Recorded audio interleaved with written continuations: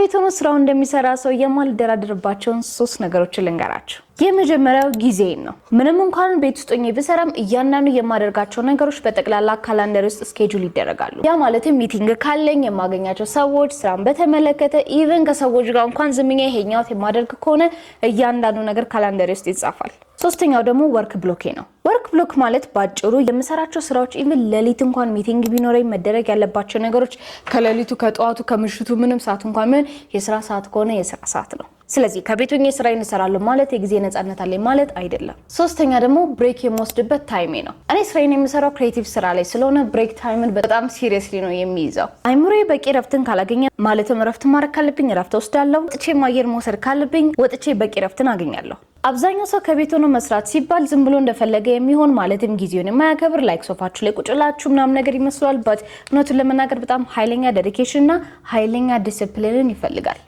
እንኳን ተቀጥሬ ባልሰራም ቤት ውስጥም ሆኜ ለጊዜ ለስራዬ እንዲሁም ደግሞ ለቲሞቼ ዴዲኬትድ የሆነ ታይም አለኝ።